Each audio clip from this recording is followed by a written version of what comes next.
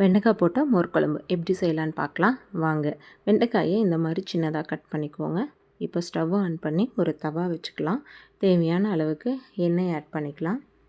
எண்ணெய் சூடானதுக்கப்புறமா நம்ம கட் பண்ணி வச்சுருக்க வெண்டைக்காய், உப்பு, மஞ்சத்தூள் ஆட் பண்ணி நல்லா சுருளை வதக்கணும். ஏன்னா இதுதான் மோர் குழம்புக்கான டேஸ்ட்டு.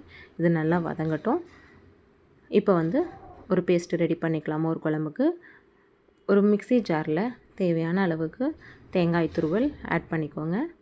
அதுக்கப்புறம் ஊற வச்ச கடலைப்பருப்பு நான் அரை மணி நேரம் ஊற வச்சுருக்கேன். அரை மணி நேரம் ஊற வச்ச கடலைப்பருப்பு ஆட் பண்ணிக்கோங்க.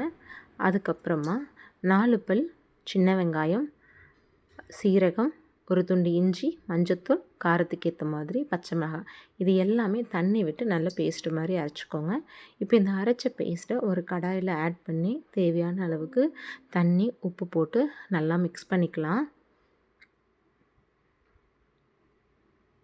இப்போ பார்த்திங்கன்னா வெண்டைக்காய் நல்லா வதங்கிடுச்சு. இந்த ஸ்டேஜில் வெண்டைக்காய் ஆஃப் பண்ணிடலாம்.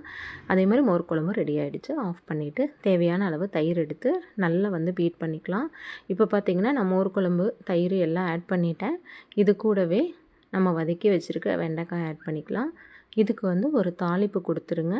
எண்ணெய், கடுகு, கருவேப்பிலை போட்ட ஒரு தாளிப்பு இதில் கொடுத்துடணும். இப்போ பார்த்திங்கன்னா நல்லா கொதிஞ்சு வந்தது இல்லைங்களா, அந்த பேஸ்ட்டு போட்டு தண்ணி ஊற்றி கொதிக்க வச்ச அந்த மோர் குழம்பு மசாலாவை நல்லா ஆற விடணுங்க.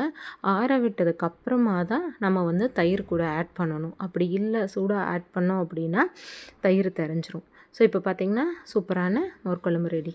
தேங்க்ஸ் ஃபார் வாட்சிங்.